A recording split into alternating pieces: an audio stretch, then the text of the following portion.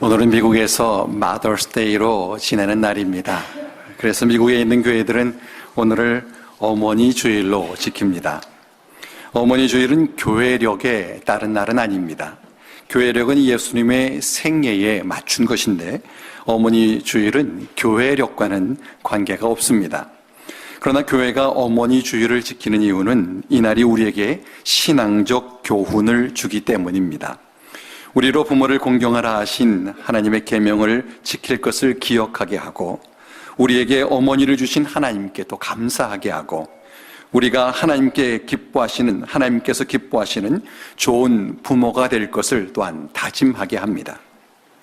어머니는 한 사람의 인생에 있어서 가장 큰 영향을 주는 한 분이다라고 말해도 과언이 아닐 것입니다. 모든 사람은 어머니를 통해서 출생하고 어머니의 보살핌과 양육을 받으며 자랍니다. 모든 사람이 어머니의 품에 안겨 젖을 먹었고 어머니의 손을 통해서 기저귀를 갈아차고 어머니의 음성과 심장 소리를 들으며 잠을 자고 어머니가 보이지 않으면 불안해서 우는 시간들을 다 지내며 성인이 되었습니다. 그래서 성인이 되어서도 늘 마음에 품는 분이 어머니입니다. 힘들 때에 어머니를 생각하며 위로를 받고 또 어머니께서 하시던 말씀을 기억하면서 힘을 얻기도 합니다. 그래서 어머니께서 살아계시건 또는 세상을 떠나셨건 모든 사람은 어머니를 그리워합니다. 나이가 어리건 나이가 들어 노년이 되었건 어머니를 생각하는 모든 사람들은 자녀의 마음을 품게 됩니다. 그래서 군인들도 고된 훈련을 받는 중에 어머니를 외치면 눈물을 흘리기도 하고 노년의 어른들도 어머님의 은혜 노래를 부르며 눈시울이 붉어지기도 합니다. 모든 사람에게 다 이름이 있고 또 그 이름으로 불려지지만 자식에게 있어서 어머니의 이름은 언제나 어머니입니다. 자식에게는 어머니라는 이름 외에 어머니를 부를 다른 이름이 필요가 없습니다. 비록 10명의 아주머니들이 계시고 그분들이 모두 누군가의 어머니라 해도 내 어머니는 어머니라고 부르면 언제나 자신을 부르는 것을 압니다. 평생을 불러도 또 부르고 싶고 부르면 부를수록 더욱 애틋하게 느껴지는 이름이 어머니입니다. 하나님께서 우리에게 어머니를 주신 것이 얼마나 감사한 일인지 모릅니다. 아름답고 귀한 이름이 바로 어머니라는 이름입니다. 오늘 본문에 보면은 한 어머니가 등장합니다. 통해서 우리의 어머니가 어떤 분인가 하는 것을 생각하게 됩니다. 비록 사람들마다 상황과 사정이 다를지라도 자신의 자녀를 위하는 그 어머니의 마음은 동일합니다. 오늘 본문에 등장하는 어머니를 통해서 나의 어머니께서 나에게 어떤 사랑을 베푸셨고 또 나를 위해 어떤 희생을 하셨는가를 한번 생각해 보기를 바랍니다. 그리고 나에게 어머니를 주신 하나님께 감사하며 나도 좋은 부모가 될 것을 다짐하는 시간이 되기를 원합니다. 본문 21절과 22절에 이렇게 기록을 합니다. 예수께서 거기서 나가사 두로와 시돈 지방으로 들어가시니 가나안 여자 하나가 그 지경에서 나와서 소리질러 이르되 주 다윗의 자손이여 나를 불쌍히 여기소서 내 딸이 흉악하게 귀신 들렸나이다 하되. 본문 앞에 15장 1절 이하의 내용을 보면은 그날 예수님께서는 예루살렘에서 온 바리새인들과 서기관들과 논쟁을 하셨습니다. 저들은 예수님의 제자들이 손을 씻지 않고 음식을 먹어 장로들의 전통을 어겼다며 예수님을 공격했습니다. 바리새인들과 서기관들이 이같이 한 것은 예수님에게서 트집을 잡기 위함이었습니다. 트집 잡으려고 시비를 걸어 논쟁하는 자들을 상대하는 것은 언제나 피곤합니다. 이 일 후에 예수님께서 거기서 나가셨다라고 하는 것은 이 일과 무관하지 않다는 것입니다. 예수님께서는 그 계시던 곳을 떠나 두로와 시돈 지방으로 가셨습니다. 당시 두로와 시돈은 이스라엘 북쪽에 있는 이방 지역입니다. 예수님께서 왜 그곳에 가셨는지 본문은 밝히고 있지 않지만 같은 내용을 기록하고 있는 마가복음 7장 24절에 보면 이렇게 기록을 합니다. 예수께서 일어나 거기를 떠나 두로 지방으로 가서 한 집에 들어가 아무도 모르게 하시려 하나 숨길 수 없도다. 예수님께서 아무도 모르게 하려 하셨다라는 것은 사람들을 피해 조용히 쉬려 하셨다라는 것입니다. 예수님께서 바리새인들과 서기관들을 상대하시느라 피곤하셨던 것 같습니다. 그래서 예수님께서 쉴 곳을 찾아가신 곳이 이방 땅인 두로와 시동 지방입니다. 당시 유대인들은 이방인들과 상종하지 않았기 때문에 이방 땅에는 들어가지를 않습니다. 예수님께서 이방 땅에 가시면은 유대인들은 따라오지를 않을 것입니다. 또 이방 사람들은 예수님을 잘 모르기 때문에 저들에 의해서 예수님이 방해받지도 않을 것입니다. 그래서 예수님께서는 이방 땅인 두로와 시돈 지방으로 가셔서 쉬기를 원하셨던 것입니다.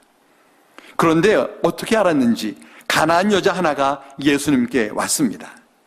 예수님께서 자신 사람들을 피해 그곳에 가셨는데 이것을 어떻게 알았는지 그 여인이 예수님 있는 곳에 찾아온 것입니다. 여기 가나안 여인이란 가나안 원주민을 말합니다. 이스라엘 백성이 가나안 땅에 들어오기 전에 그곳에는 7 부족이 살고 있었는데 가나안 부족이 그 7 부족들 가운데 하나입니다.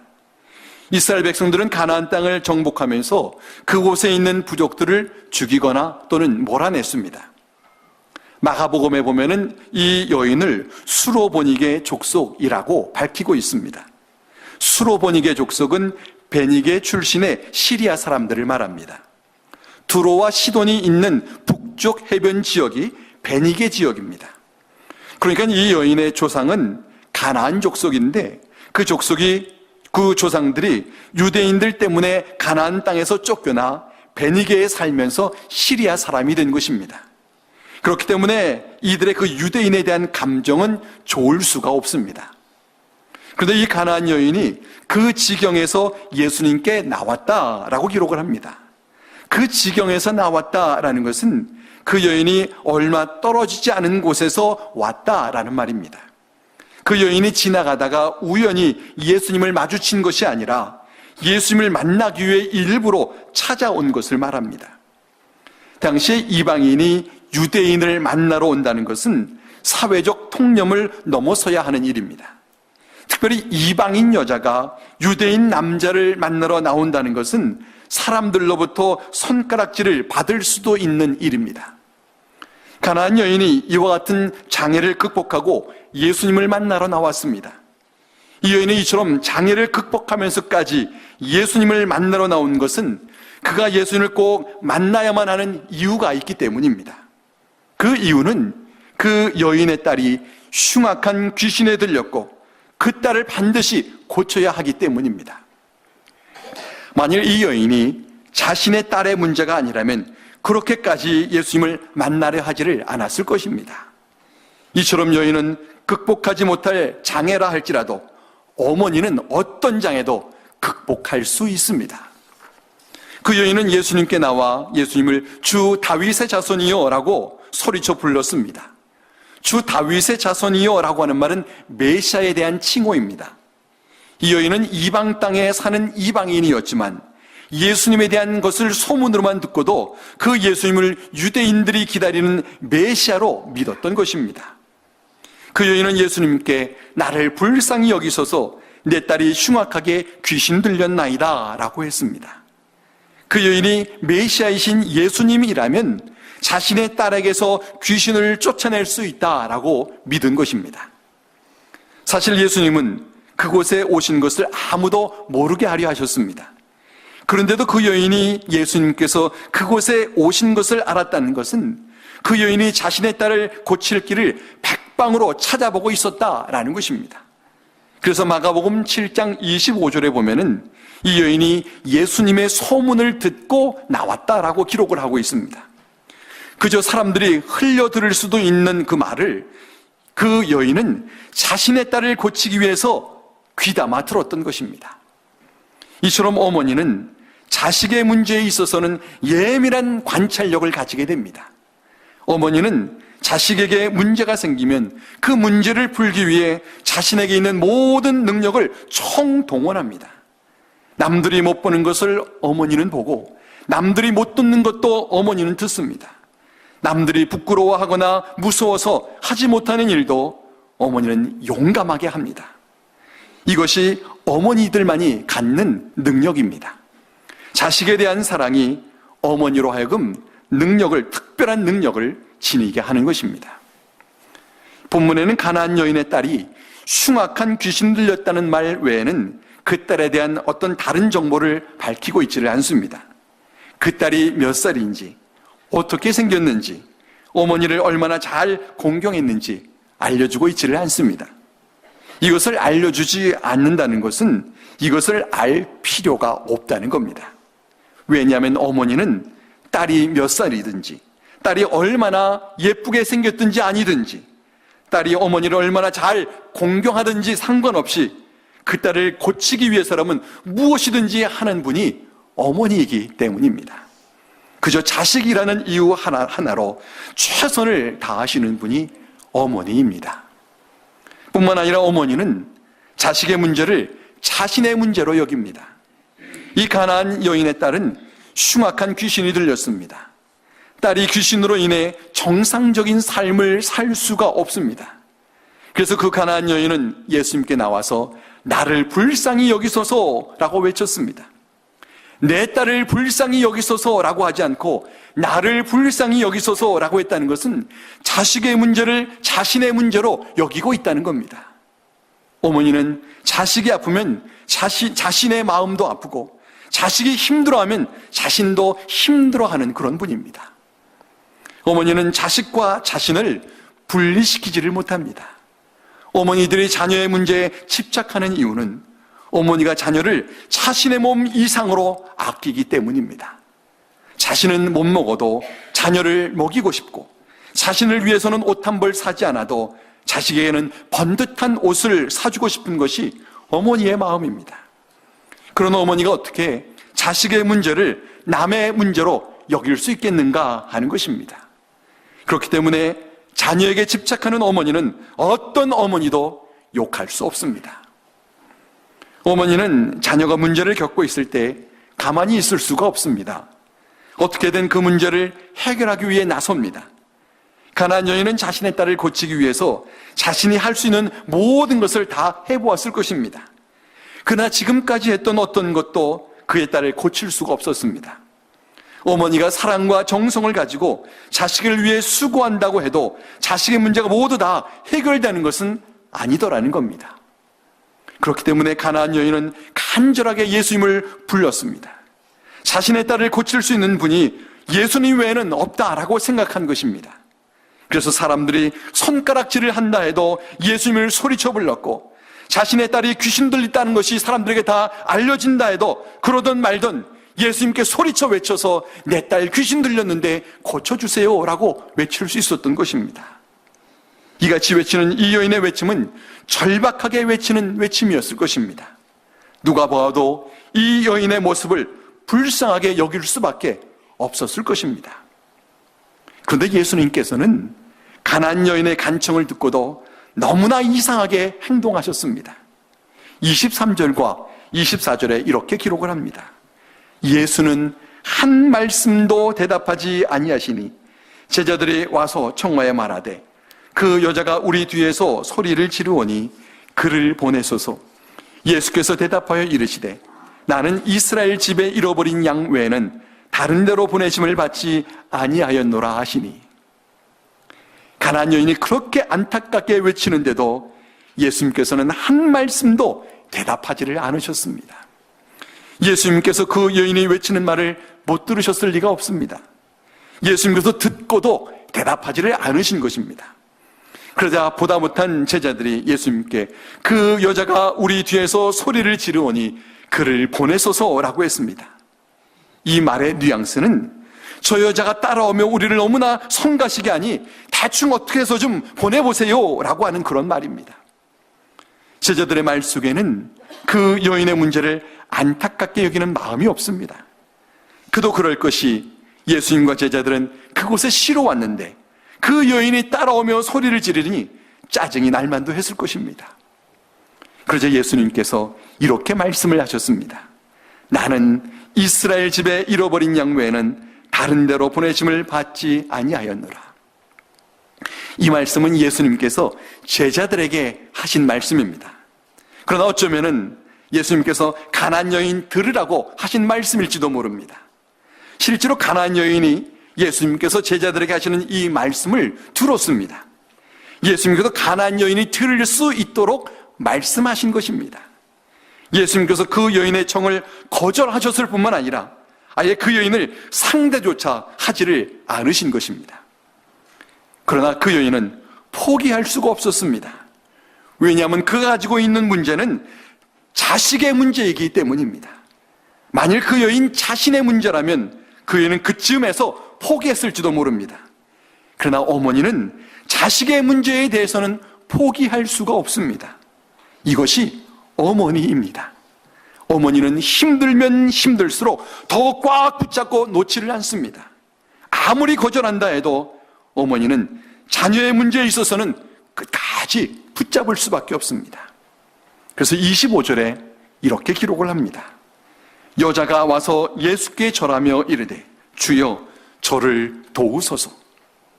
그저 뒤에서 따라오면서 소리만 외치던 그 여인이 이제는 예수님 앞으로 나와섰습니다. 그리고는 예수님께 절을 하며 주여 저를 도우소서라고 했습니다. 여기 도우소서라는 말이 헬라어로 보에데이라고 하는 말인데 이것은 긴급한 구조를 요청하는 말입니다.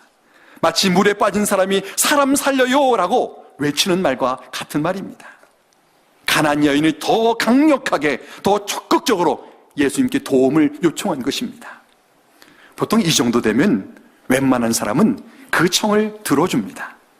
그러나 예수님께서는 그 여인이 그렇게 간청을 하는데도 이렇게 말씀을 하십니다. 26절입니다.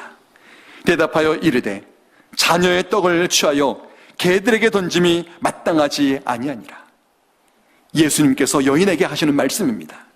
그 여인에게 직접 이제 말씀을 하시는데 그 하신 첫 말씀이 뭐냐면 자녀의 떡을 취하여 개들에게 던짐이 마땅치 않다라고 말씀하신 것입니다. 혹 어떤 분은 이 말씀만 보고 예수님에 대해서 오해할지도 모릅니다. 이것만 보고 예수님을 믿지 않겠다라고 하는 사람이 있을 수도 있을 것입니다. 그러나 예수님께서 이렇게 말씀하시는 데에는 중요한 교훈이 숨겨져 있습니다. 우리가 아는 예수님은 이렇게 누구들 박대하고 모른 척하시고 모욕을 주고 하는 그런 분이 아닙니다. 예수님은 가늠하다 붙잡아온 여인에게 나도 너를 정죄하지 아니하노니 가서 다시는 죄를 범치 말라라고 하셨고 자신을 십자가에 못 박는 자들을 위해서 용서해달라고 하나님께 기도하시는 분입니다. 그런 예수님께서 이렇게까지 말씀하실 때는 그러실 수밖에 없는 이유가 있을 거라는 겁니다. 당시 유대인들은 이방인들을 개에 비유하곤 했습니다. 이방인들이 유대인들에게서 제일 상처받는 때가 유대인들이 자신을 개라고 부를 때입니다. 이방인 그러면은 서로 다른 사람이라는 말을 하는 것이기 때문에 기분이 나빠도 상처받을 것은 없습니다. 그러나 자신을 개라고 하는 것은 사람 취급을 하지 않는 것이기 때문에 모욕감을 느끼고 상처를 받을 수밖에 없습니다. 예수님께서 가나안 여인에게 개라고 말씀하셨다는 것은 그 여인이 참을 수 없는 막다른 골목까지 예수님이 몰아붙이셨다라고 하는 것입니다. 그런데 그때의 그 여인이 예수님의 말씀에 대해서 27절에 이렇게 말을 합니다.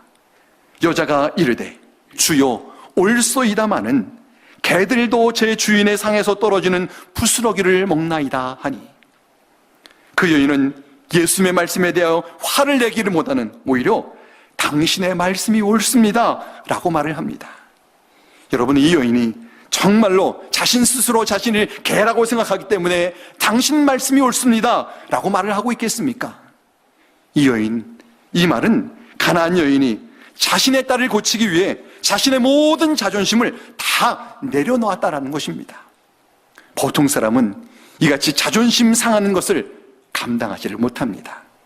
그러나 어머니는 자녀를 위해서라면 자존심이 짓밟혀도 감당합니다. 그리고 거기서 멈추지 않고 자녀를 살릴 길을 찾습니다. 이런 분이 어머니입니다. 여인은 자존심이 짓밟히면 무너지고 말지만 어머니는 자존심이 짓밟혀도 넘어지지 않습니다.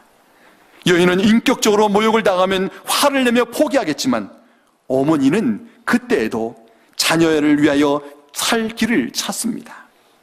그래서 가나안 여인은 예수님의 말씀에 올소이다마는 개들도 제 주인의 상에서 떨어지는 부스러기를 먹나이다 라고 했습니다. 여러분, 주인의 상에서 떨어지는 부스러기를 먹는 개라면 그 개는 어떤 개일까요? 그 개는 애완용 개입니다. 헬라어에 길거리를 배회하며 쓰레기 더미를 뒤주는 개는 퀴온이라고 하는 단어를 쓰지만 집에서 애완용으로 키우는 개는 퀴나리온이라는 단어를 씁니다. 예수님께서 사용하신 이 개라는 단어는 애완용 개를 가리키는 퀴나리온이라는 단어였습니다. 그 여인은 예수님께서 애완용 개를 언급하시는 곳에서 실마리를 찾아 붙잡은 것입니다. 애완용 개라면 그에게 먹이를 주는 주인이 있을 것이다. 애완용 개는 주인의 밥상에서 떨어지는 부스러기라도 먹고 때로는 주인이 던져주는 먹이도 먹는다. 비록 주인과의 관계가 개와 주인의 관계이지만 그 속에는 사랑이 있다. 그렇다면 예수님께서는 비록 내가 이방인이지만 나를 사랑하신다라는 말이 아니겠는가 라고 생각하는 겁니다. 그래서 그 여인은 예수님의 말씀에 대하여 개들도 제 주인의 상에서 떨어지는 부스러기를 먹나이다 라고 대답을 했습니다. 이것은 포기하지 않고 예수님의 말씀을 긍정적으로 생각하기에 할 수 있는 말입니다. 이 여인은 포기하지 않고 끝까지 예수님 하시는 모든 말씀을 긍정적으로 생각하고 있는 겁니다. 희망의 끈을 놓지를 않았습니다. 이것이 바로 어머니입니다. 어머니는 자식을 위해서라면 모든 것이 다 끝난 것 같은 상황에서도 절대로 희망의 끈을 놓지를 않습니다. 그래서 이 여인은 끝까지 예수님을 붙잡았습니다. 예수님이 아무리 거절해도, 아무리 예수님이 모욕스러운 말씀을 해도 예수님께서는 자신의 딸을 고칠 능력이 있고 예수님을 통해 부스러기 은혜라도 받는다면 자신의 딸이 고침받을 수 있다라고 확신하고 있었던 것입니다. 결국 예수님께서 이 여인에게 감동하셨습니다. 28절에 이렇게 기록을 합니다. 이에 예수께서 대답하여 이르시되 여자여 내 믿음이 크도다 내 소원대로 되리라 하시니 그때로부터 그의 딸이 나으니라. 여자여 내 믿음이 크도다 라고 하신 예수님의 이 한마디 말씀이 예수님께서 왜 그렇게 그 여인을 매몰차게 대하셨는가를 우리로 알게 합니다. 예수님은 망설이다가 이 말씀하신 것도 아니고 주저하시다 이 말씀하신 것도 아니고 이 여인의 대답을 숨는 순간 여인아 내 믿음이 크도다 라고 말씀하셨다는 것은 어쩌면 예수님은 이 여인을 만나려고 그곳에 오셨고 이 여인에게서 이와 같은 믿음의 고백을 듣고 싶어 하셨다라는 것입니다. 예수님께서는 이 여인에게 큰 믿음을 갖게 하시려고 막다른 골목까지 몰아오신 것입니다. 그 여인에게서 큰 믿음을 확신하신 예수님께서는 결국 그 여인의 소원대로 그 딸을 고쳐주셨습니다. 어머니의 사랑과 희생과 믿음이 결국 딸을 구한 것입니다. 가나안 여인이 그동안 딸을 고치기 위해 할 수 있는 모든 것들을 다 했을 것입니다. 그럼에도 불구하고 딸을 고칠 수 없었다는 것은 어머니의 사랑과 희생이 다가 아니라는 겁니다. 모든 어머니에게 자식에 대한 사랑과 희생이 있지만 그것이 자녀의 문제들을 다 해결하지는 못합니다. 때로는 부모의 사랑 때문에 자녀가 더 어렵게 되기도 하고 자녀를 위해 희생했는데도 돌아온 것은 실망뿐일 때도 있습니다. 그러나 어머니가 믿음으로 기도하는 자녀는 결국에는 돌아오고 결국에는 어머니를 기쁘게 하는 자녀가 된다는 것입니다. 왜냐하면 어머니가 기도할 때 어머니가 도울 수 없는 그 자녀를 하나님께서 도우시기 때문입니다. 예수님께서는 오늘 본문을 통해 어머니에게는 반드시 믿음이 있어야 함을 말씀해 주시는 것입니다. 그렇기 때문에 어머니의 사랑과 희생에 더해져야 하는 것이 예수님께 대한 믿음입니다. 어머니의 사랑과 희생이 아름답고 고귀하지만 거기에 믿음을 더해야만 합니다. 제가 세교를 위한 목회 안내 때 늘 말씀드리곤 하지만 제게는 저희 교회가 제게 처음 목회지입니다. 제가 저희 교회를 목회하기 전에는 목회할 생각이 없었습니다. 그래서 목회를 시작할 때에 목회에 대한 준비가 너무나 부족했었습니다. 그래서 목회를 하면서 많은 시행착오를 경험했습니다. 그럼에도 불구하고 부족하지만 지난 14년간 우리 교회에서 목회할 수 있었던 것은 저를 위해 사랑으로 늘 기도하시는 양가의 어머님들이 계시기 때문이라고 저는 믿습니다.